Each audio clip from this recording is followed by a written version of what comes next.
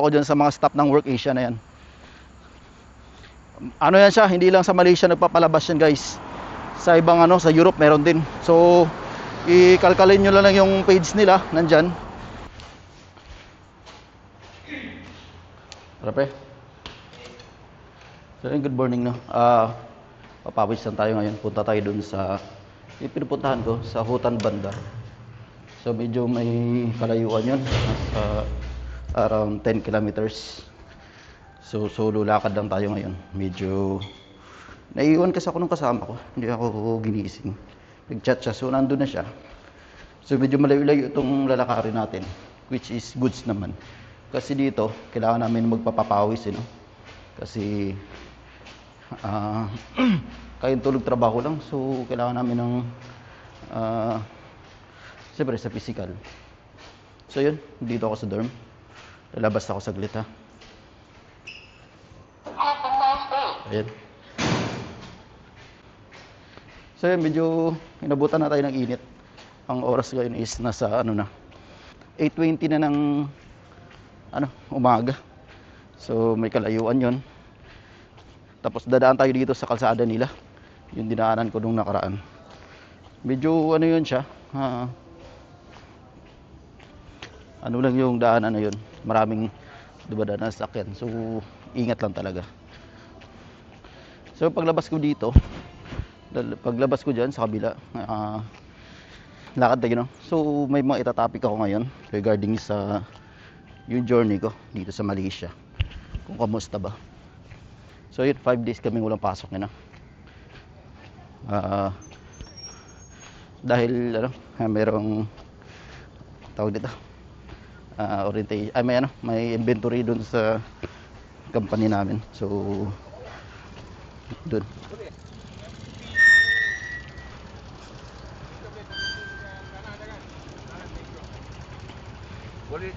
So makikita nyo, ganito yung labas ng namin, yung dorm namin. Ayan siya. So lang din, relaxing yung ambience dito. Solo lakad lang tayo. Sabi ko nga, dito kasi is sa may malapit kami sa Sinai Airport, probinsya yung area na to. Ang mode of transportation ng dito sa kanila guys is more on Grab. So naka-Grab parati dito. Kung pupunta ka man sa palengke, naka-Grab. So medyo medyo magastos. Mas maganda dito kung may sasakyan or motor ganyan. Kaso nga lang kailangan nyo ng lisensya, no? So dagdag yan. Mahirap kasi yun, hindi ino-honor yung lisensya ko dito. Kasi nga kailangan mo mag-aral lang ng driving school. So yun siya. Pero may ibang part doon sa sa Kuala Lumpur. So 4 hours ang biyahe galing dito. Medyo malayo-layo siya. Kasi nung galing kami Pilipinas, doon kami bumaba sa Kuala Lumpur. So 4 hours yung travel ng 4 hours yung travel ng bus papunta dito. Medyo malayo-layo din. Pero alam ko, meron siyang board ata na train papunta doon. So baka next time pupunta ako doon kasi nandun talaga yung sentro. So dito, try natin i-features kung ano yung mga motor na nakita natin. So katulad nito, Sniper YZF ata to. Ayan yun sa kabila. Ganda. Yan. So dito islakad lang ako. Kasi papawis talaga, ang main goal ko dito is magpapawis. Ayun, i-explain ko sa inyo bakit Malaysia ang napuntahan ko. Yun. Ito Raider. Ito Raider. Ang ganda ng Raider niya, yung Raider Pro ata to. Ayan. So ito yung mga motor nila dito. Mura makikita nyo, may mga basket talaga sa harapan yung mga motor nila. Ayan. Ito, ayun yung puti na yan, yung Honda Dream ata yan. So pag ganyan dito ay papunta kayo. So bakit Malaysia ang pinili kong puntahan? So number 1 is dati nag-try ako sa ibang sa ibang bansa, which is hindi tayo pinalad. Japan, ang target ko talaga Japan. Kaso yun, hindi pa talaga binigay sa akin ni Lord. So wala tayong magagawa pag ganun. Tapos pangalawa is Taiwan. Ang Taiwan naman, magandang option ang Taiwan. Malaki rin ang mga sahod. Kaso ang hirap pasukin due to ang Taiwan kasi may height limit at saka may age limit ang Taiwan. So ako ngayon is 30, magta 35. So medyo nahirapan akong ilang beses ako nag-apply pa Taiwan, kaso bagsak sa height. Kasi ang height ko talaga is 5'4". So sa mga agency may yung madaya yung nila yung metro, hindi siya naka-fix talaga. So kaya ayun, parang may gap siya, may awang siya na mga 2 inches. Hindi siya lapat, hindi talaga lapat na lapat doon sa semento, kaya ginapos. So wala tayong magagawa din. Ilang beses na ako nag-try. Saudi, ganun din. Actually nung Saudi dati nag-apply ako, kami ni Sir Noel at saka ni Sir Robert, kasama ko. Ano na sana yun, waiting for medical. Kaso nagka-problema yun. Alam mo, nagkaroon ng giyera ata sa time na yun, kasi nagkataon na Ramadan din. Way back 2018, mga ganyan, nag-apply kami. So yun, hanggang hindi na nagtawag yung agency. Hindi ko na alam kung anong nangyari dun. Ayan siya. So ito, i-rate ko ang Malaysia, ay ganda dito ng mga sakyan nila. I-rate ko ang Malaysia kung gaano kaganda. Actually, ang pamumuhay dito guys parang Pilipinas, pero dito mas disiplinado sila. Saka yung cost of living, napakamura dito. So dito sa Malaysia, may ibang mga unit ng motor na allowed sa expressway, kahit ilang cc pa yan, pwede sa expressway. Ganun sila ka dito, ganun sila ka ganda yung nila, kaganda yung government nila. So dito, kahit low cc man or big bike man, pantay-pantay. Nagugulat nga ako, mga Honda Wave pwede sa NLEX, parang sa expressway nila. Kung tawagin dyan sa Pilipinas is NLEX. At saka kagandahan dito is libre, walang bayad yung motor. May bayad lang yung mga sasakyan at saka yung nila. Tingnan nyo naman yung nila, kalsada nila dito guys. Ayan, alam mo yun, napaka smooth ng lugar na to. Yung iba kasi medyo mahirap na ata magiging citizen dito sa area nila. Medyo hindi ko pa gano'n na kakalkal yung mga batas nila. Pero sa atin is papakita ko lang yung nature, so ganyan. So wala tayong nakikitang ganong mga building dito kasi nga malapit ako sa airport. So nandun banda sa may pinuntahan kaming mall, doon sa may Ion Mall, at saka dito sa may Paradigm Mall. Big bike Paradigm Mall. So nandun, medyo malapit na yun sa papuntang Singapore. Nakapunta kami doon, malaking mall yun. So ayun, moron mga tao doon is kadalasan ko nakikita mga Chinese na, wala nang purong kumbaga yung nilagay sa ulo. So dito banda sa may area na to is like mga Nepalese saka India. So may mga Taiwanese, may mga Chinese din. So yan. Dito kung yun, papasok tayo ngayon sa expressway nila, diretso to, tapos tatawid tayo sa kabila. Yan ang nila. Kasi ito lang yung way para makatagos ka dun sa papunta dun sa may Hutan Bandar, papunta kasi dun, papasok tayo dun. So makikita nyo, gamit ko pala is Insta360 X4, So gusto ko lang ipakita sa inyo yung mga view na nakukuha na natin. Ayan. Yan. Nagulat siya, ba't may tao. So ngayon tatawid ako sa kabila kasi doon ako pupunta. Kailangan ko lang kailangan kong tumawid doon sa parteng may kasi doon may hotel. So yun, dito kahit ganito yung kalsada, hindi malikabok no.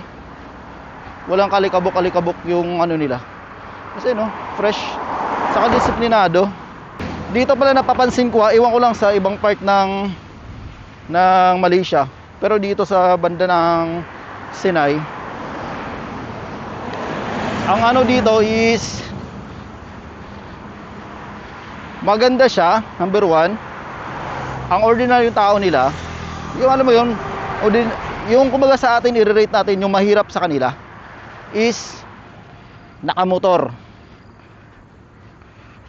ha, motor nun, big bike, mga sniper, raider, ganyan. Yun yung mga motor nila. Yun yung hindi ko sinabing mahirap naman. Kumbaga, ayun, yung motor na yun, yun yung ordinary yung ano nila. Tapos pangalawa,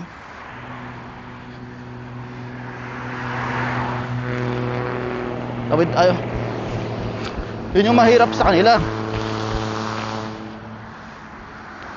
Tapos yung pangalawa is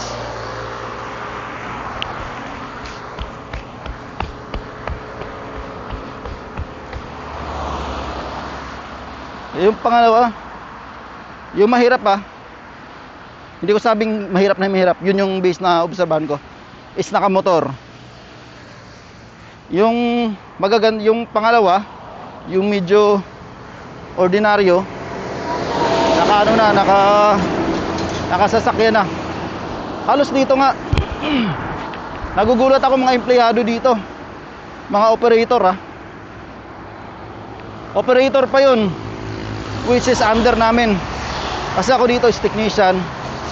So under engineering ako so mga product improvement ang hawak ko dito. So ako yung pag may problema sa line or sa production, ako yung nag-handle. Ako yung gagawa ng mga reporting. So under engineering ako. Tapos nagugulat ako yung mga tropa ko dito. May tropa ako si Edli. Ayos yun, taga Sabah. So ano rin, kumbaga parang Pinoy din yung ugali nun. Tropa rin, tropa. May yun, ordinary yun sa kanila, nakasasakyan. Grabe. Isipin mo yung mga sasakyan na dito. May kasama kami doon, may nakita ko, empleyado, naka Type R, Honda Civic. Yung Honda Civic Type R halos mga nakaganon. Hindi ko alam kung magkano sa peso yung ganon 1 million plus Type R. Kasi dati may yung dating ko dyan sa Pilipinas, naka Civic din yun So pag sabi mong Civic Type R, so mga yan, pang racing yan, mga pang pakboy datingan yan So yun. Tapos dito may mga sarili silang brand, Proton ata yung nakikita ko yun. Mga sila, naka sariling sila, may mga sasakyan talaga.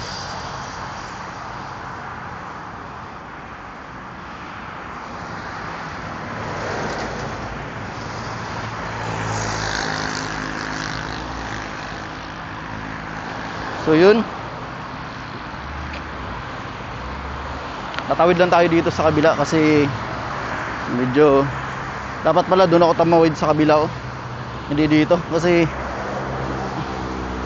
blind to rin, kumbaga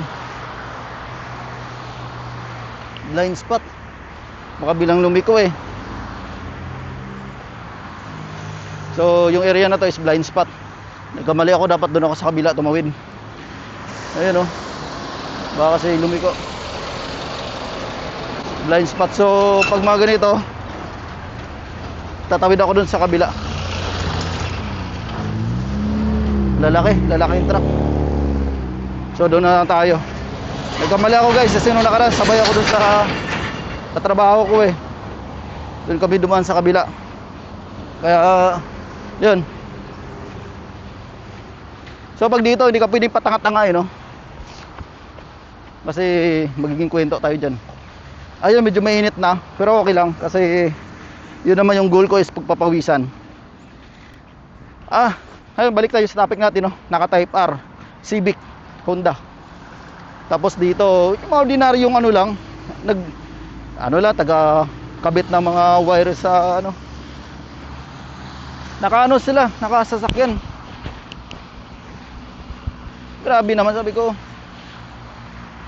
Kung ganito ang Pilipinas, kumbaga ang access dito sa kanila, yung pagdating sa pera nila is maano siya. So tatawid ako doon sa kabila. Wait lang.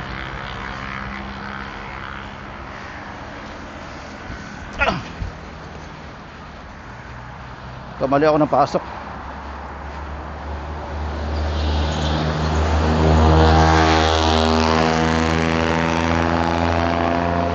Kasi dito, ang pag diniretso mo kasi dito, kasi yung dito guys, may ano sila, may bus stop sila dito. Maalangan kasi ako pag doon pa ako dumaan. Pero dapat mas maganda doon kasi hindi siya mainit. Eh kaso nandito na ako, nakatawid na ako eh. Kaya okay na, siguro next time doon. So 10 kilometers tong ano natin, no, nilalakad. 10 kilometers tayong magkukwentuhan. Hindi ko alam kung anong oras ko makarating doon. Kasi pag may kasama kasi ako, nawawala ako sa focus. So pag solo ako, naglalakad, so ano kasi ako eh, tawag nito, introvert. Mas marami ako naisip pag nag-iisa ako. So ganyan. Ito sila. Balik tayo sa topic, sorry. Medyo nawala ako sa ano, kasi wala akong sinusundan na tao. Yung nakaraan kasi may kasama ko, kaya tuloy-tuloy. Eh napapaisip din kasi ako kung saan ako liliko. Yun. Yan ang sabi ko sa iyo kanina. Nakasasakyan sila. Ay, may yung mga dumadaan na ano, mga kotse. Mga ordinaryong tao lang dito yan, pero nakasasakyan. Sa Pinas, makasakyan ka man, medyo at paano, angat-angat ka konti eh. Dito, ordinaryo lang sa kanila. Isipin mo guys ha, may nagde-deliver dito. Shopee, ano pala, meron silang Shopee dito. Saka TikTok, Lazada meron din. May nagde-deliver pero nakasasakyan. Delivery rider nila, nakasasakyan. Hinahati doon sa may hostel namin. Ganun kaganda dito. So siguro nga nagtataka ako sa Pilipinas bakit hindi nila ma-implement yung ganun. Sa sobrang traffic dyan sa MacArthur Highway na yan. Itong binabaktas ko nga na ito guys, ito expressway to. Expressway papunta doon. Actually bawal lang ano dito eh, yung mga naglalakad. Pero nakara kasi ang daming naglalakad papunta doon. Sa Pilipinas bawal, pero dito sa kanila pwede. Kagandahan kasi dito, ay no, naka Honda Wave. Ang kagandahan kasi dito sa kanila, pantay-pantay batas nila. Hindi uso ang bully dito. Ganun sila. So yun, pag makita nyo,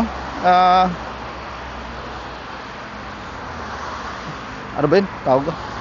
Ayun yung ano, bakit hindi sa sobrang traffic dyan sa MacArthur, sa papuntang Bulacan. Ayun, siguro dahil din sa huwag na kayo magtaka, dahil din sa ating ano yan, ating gobyerno. Ginagawang ano na dyan, ginagawang negosyo na. Hindi na alam ang mga kalakaran, pero realidad yan. So dito, halos ang Malaysia, kasabayan lang natin na bansa to. Pero ngayon, angat na sila. Ang inisip kasi natin sa Malaysia is, alam mo yun, ang Japan kasi ibang level na rin yun eh. Saka yung ang Singapore. So dito may ibang part. Bala ko pag tumagal-tagal dito, papasyalan ko yung mga sikat na ano, na mga lugar. Ayan, tirik ng araw eh no. Mainit na. So okay lang yan. Kasi ako is nakapapawis naman ako. Yun. Saka ang goal ko dito is exercise. Ayan siya. Meron tayong dadaanan mamaya dugot. Dito, katulad yan. Bakit hindi nila kayang ano, dahil siguro sa private yung NLEX. Mga kalsada kasi natin dyan, mabilis masira eh. Alam mo yun, substandard yung materialis. So Dito kasi walang stress yung mga ano nila, yung mga ano nila, yung mga mamamayan nila pagdating sa ano sa transport, sa mode of, sa biyahe. Kasi number one, libre yung mga motor sa mga expressway nila. Tapos yung gas, mura na, saka may subsidy ng gobyerno. Hindi mo ramdam dito. At saka mababa ang pera nila dito. Mababa pera nila, pero yung bilihin mababa, mura din. Yun yung naobserbahan ko. Kasi ngayon depende sa demand kasi yung palitan eh. So pag dito pera ka, pag kinonvert mo sa peso, ibang usapan na yun. So hindi ko pwedeng itakal dito yung salary company. Hindi ko siya pwedeng bagitin, no, kasi privacy na rin yun. Medyo malaking company kasi yung pinapasukan ko. Kaya ingat lang din siyempre. So yun, maganda. Kung ano, siguro tingin ko papayagan ng gobyerno na kung ang mga Pinoy ay ano, mga motor dumadaan, kung mga Pinoy may disiplina, hindi kaskasero, hindi kung ano talaga sumusunod sa batas, may chance na pwede silang mano sa mga ganito expressway. Ito ay ginagawa, kinakalkal yung ano nila, kalsada.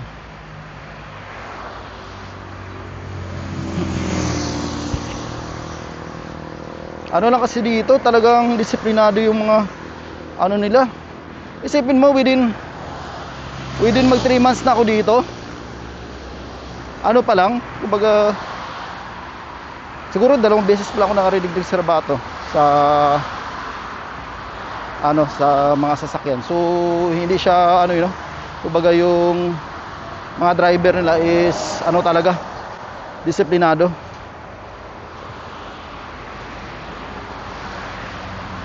Yeah.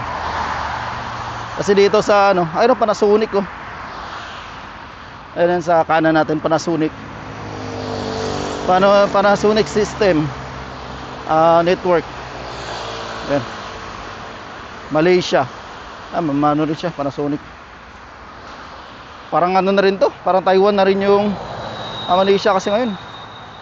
Parang Taiwan na rin, improve na rin. Saka yung technology nila mabilis na rin, no?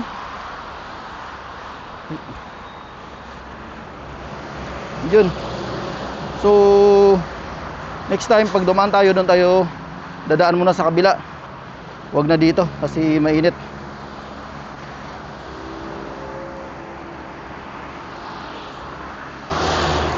So kung makikita nyo guys, talagang inaalagaan nila yung ano dito, yung mga halaman sa gilid. Ayun, meron talagang nagla-landscape. Ayan, nagji-chainsaw. Kaya pala ang gaganda ng ano nila dito, yung ang gaganda ng ito, ang ganda ng pagkataabas, oh. So meron pala talagang nag-aalaga sa ano nila, sa mga pananim sa gilid ng kalsada, So makikita nyo, medyo simple lang tingnan to, pero ang laking ano, ayun, ganda nila dito. Airport ito, gumagalaw pala tong eroplano, no. So ngayon ko lang napansin, ayan siya. Noong nakaraan kasi nagmamadali kami, kaya hindi ko gaano nakuha na ng picture. Ayun, ang ganda. Ayan siya.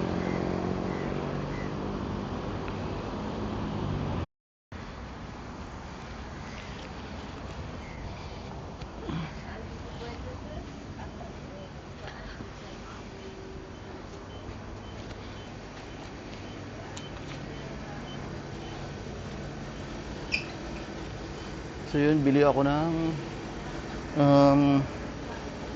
soft drinks na siguro, o ito. Pero ba sila dito? Ayun, Sting. Ay, meron pala silang Sting. May Sting sila dito. Sting. Ayan, Sting, kulay dilaw at saka ito. Sting. Kung magkano ang sting nila.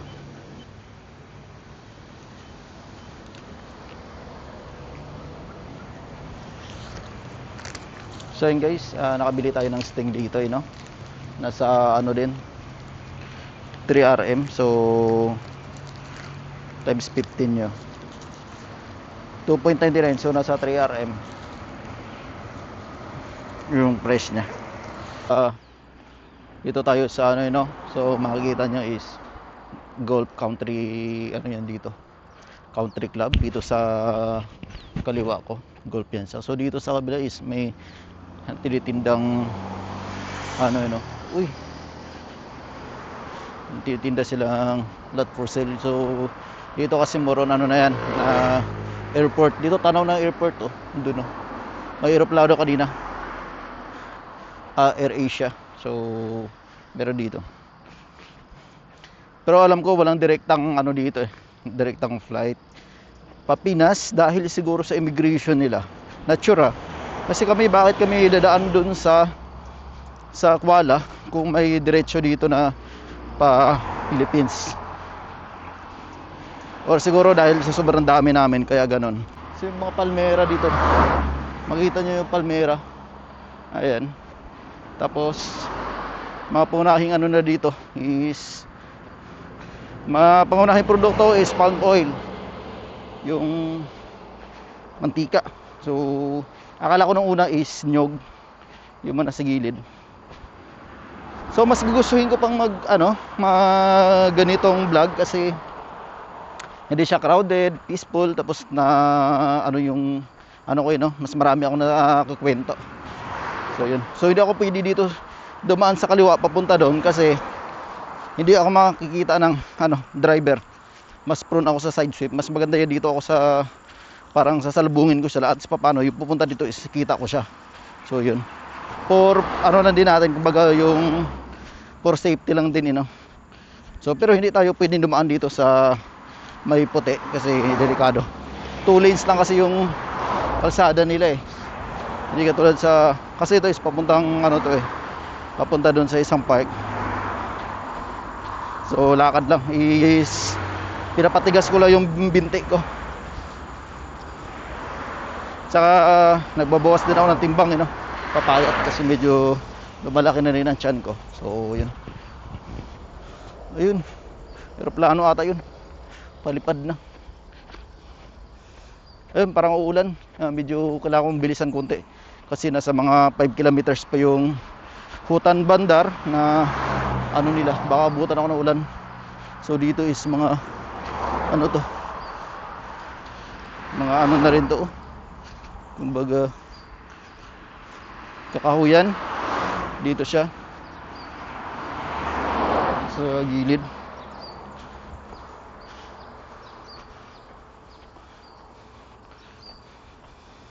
So ito yung kanal nila. Ayos, malinis din. Malinis din yung ano nila.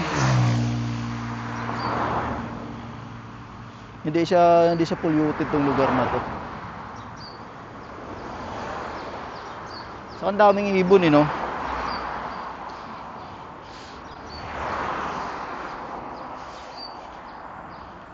Sigurado madaming isda dyan sa ilog na to. May mga isda yan. Nakaibon dito. Ayun. So ganda ng view natin.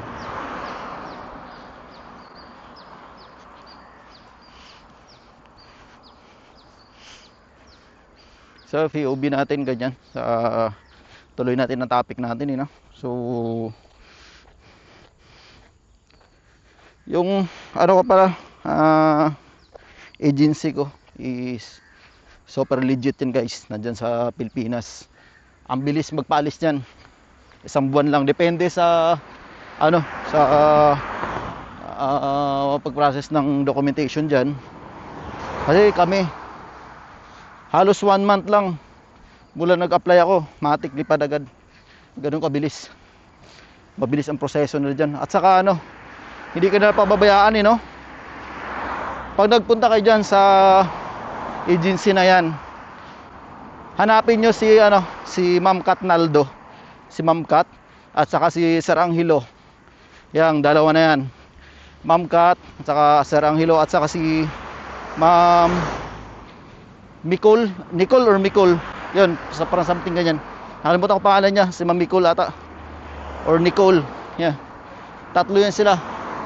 So si Ma'am Kat, ano yan, yan yung naka-assign sa sa may hawak ng sa mga recruitment, which is madaling kausap yan si Ma'am Kat. Yung isang actually dalawa kasama ko, yung dalawang sir ko is ni-refer ko sa kanya. So yun, sinalang sa interview. Yung isa waiting na lang ng flight dito. Tapos yung isa medyo ibang lugar yung mapupuntahan niya, hindi man siya pinaalad dito sa amin na company, pero soon bala kong i-request siya na papuntahin dito. Try natin kung kakayanin. Agila patay, ayun nasagasaan, agila.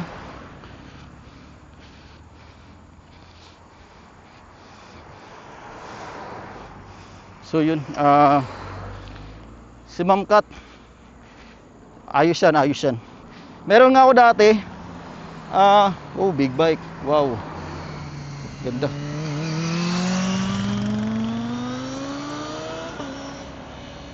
So meron ako dati so nandito na ako sa Malaysia noon.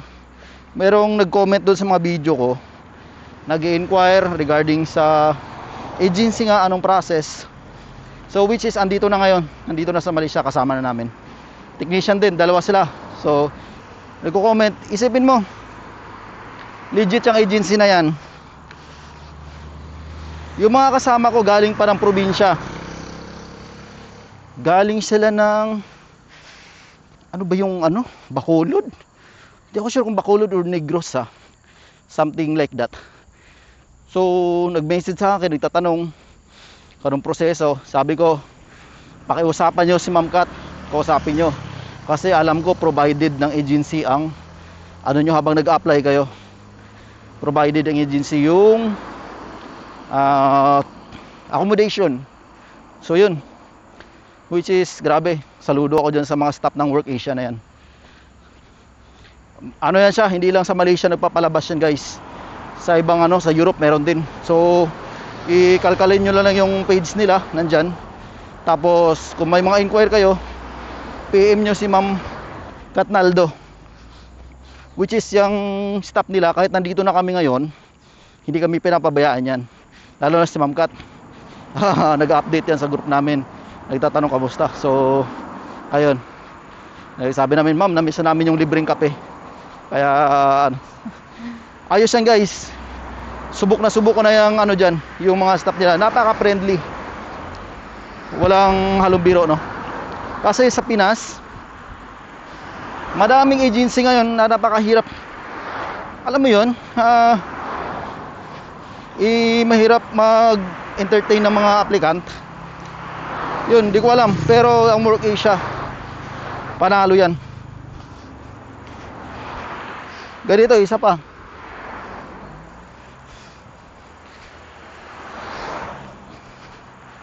Yung nila, lahat nung time na yun na kami pre-departure, halos yung mga staff nila nandun din.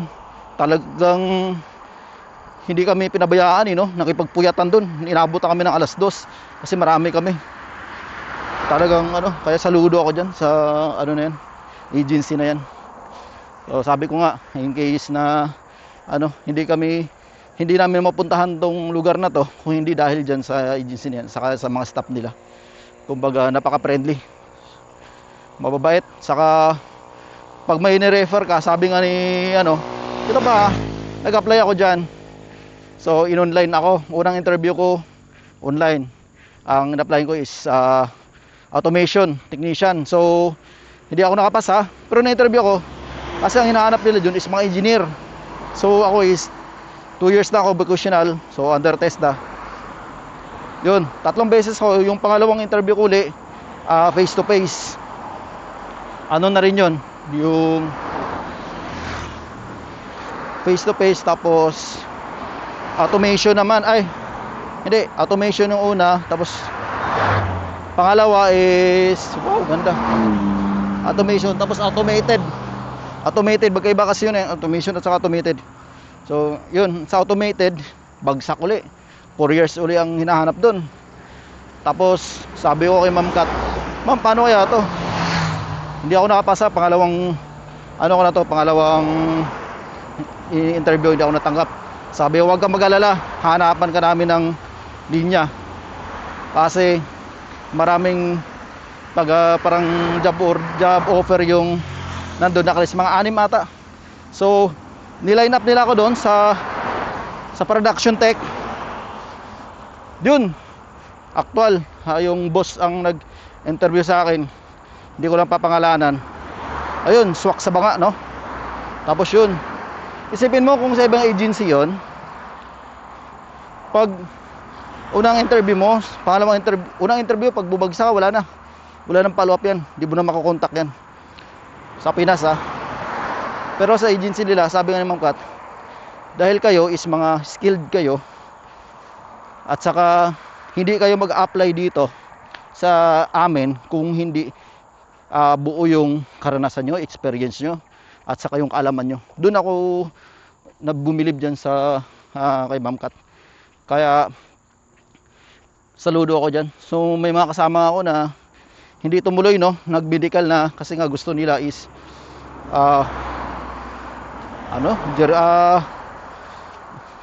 Poland ata, or yung ano ba yung isang lugar, gusto niya New Zealand, mga so sayang. Dito kasi is technician sa Malaysia, maganda ang to. So ito kasi, papansin nyo bakit parang bundok yung mga pinipictures ko, kasi bundok na sa Pilipinas, bundok na rin dito. Ang isang reason is ang namin is limited pa yung access namin ngayon para makalabas, kasi nga inaasikaso pa uli yung namin, yung may mga document pa na inaasikaso para process talaga lahat. Ayun, so pangalawa, hindi pa namin kabisado yung lugar dito, saka yung mode of transport pag pumunta doon medyo mahirap. Kaya yun, isa rin yun sa mga reason. Basta go with the flow lang. So dito nga maraming nangangarap na makapag-abroad, so which is ako is paranas ko na rin. So kung dito mo kayo, no, nakapunta mo kayo sa abroad, tapos kung ano mo yung kinahinatnan ng napasukan nyo, huwag kayo magreklamo, kasi pinagdasal nyo yan, matagal yung pinagdasal yan. So kung nandyan ma kayo ngayon, kung sa department ma kayo malagay, gawin nyo lang, huwag na kayo magreklamo, kasi pagsubok yan kumbaga itetest kayo kung hanggang saan yung kapasidad ng nyo, kakayahan nyo. Ganun dito. So lang talaga, mas maganda nga yan kasi nag-explore ka habang tumatagal ka, natututo ka. Katulad sa akin sa Pinas, ilang years ako naging line leader, no, na naging assistant supervisor din sa dating company ko. Tapos may hawak kong tao, hindi ako perfect, no, lead man, hindi ako perfecto. So minsan may mga siyempre tao lang din na sinasobrahan tayo sa strict, so parang ganon. Tapos which is nung pagdating ko dito is na-apply ko lahat. Kaya habang bata pa kayo, mag-gain kayo ng knowledge, saka kasi dito sa abroad, pag hindi naman mga office staff yung applyan mo, Wala silang pakialam sa grammar mo. Ito sa akin hindi ako magaling sa English, sa totoo lang. Elementary, line of 7 ako. High school, line of 7. College, may mga line of 7 din. Pero hindi ko kinahiya yun.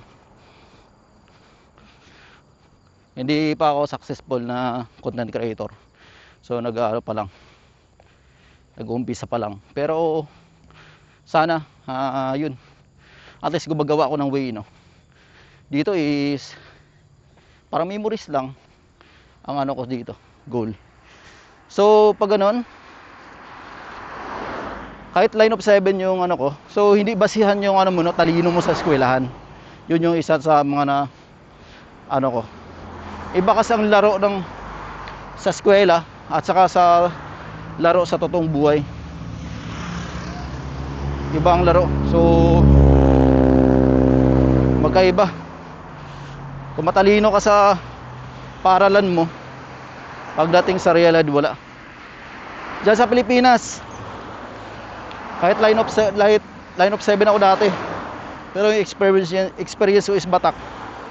May yung mga hinahandle kong tao dyan, mga engineer, licensed engineer. Ilan sila dyan sa technician dati? 3, mga under ko yan. So sige, mga fresh graduate, kaya normal lang. Kahit dito sa Malaysia ngayon, mga kasama ko licensed engineer 2, pero pantay lang kami dito kasi sila nandun sila sa troubleshooting, ako naman sa production. So medyo pinalad ako dito, no, kasi yung experience ko dati dyan na bilang isang bisor, line leader, so nagamit ko dito. Actually pagdating ko dito, hindi technician ang level namin is supervisor agad ang naging hawak ko. So ngayon is under ako sa engineering department. Ako yung nag-analyze ng mga product nila. So pag ganda. So pag merong problema sa mga product, bigating ano to company. So ako yung gumagawa pag human error or automation error, kasi more on robotics dito, guys. So gagawan ko ng ano, kukuha ako ng mangungulik ako ng data.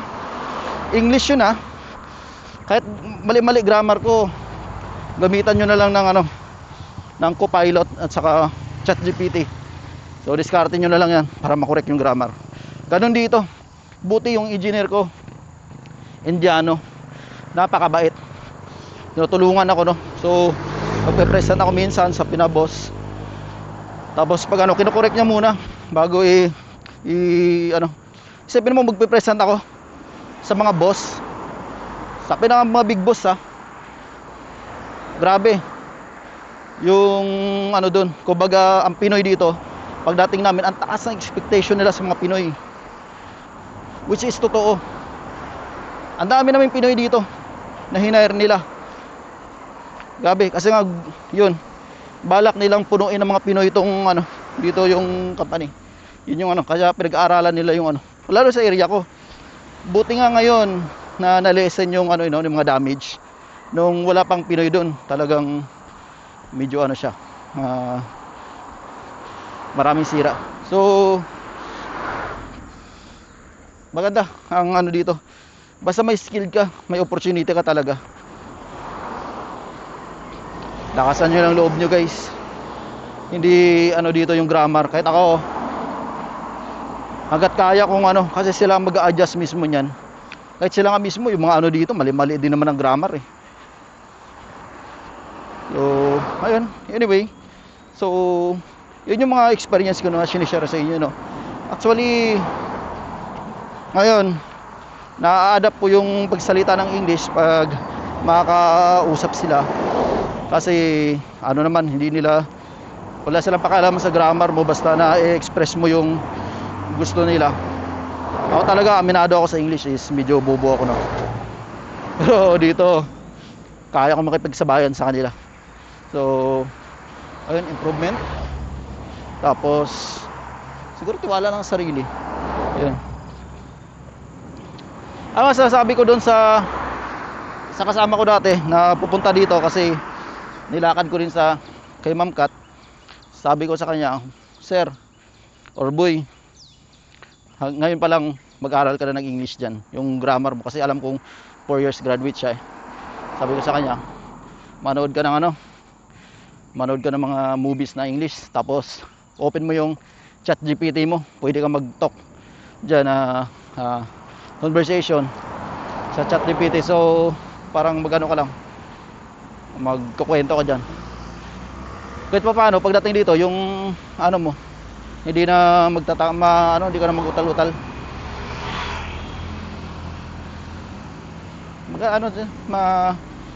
Masarap sa pakiramdam. So kahit pa paano, pag tumanda na ako, so at least naranasan ko yung mga ganitong trabaho, ganitong experience na pala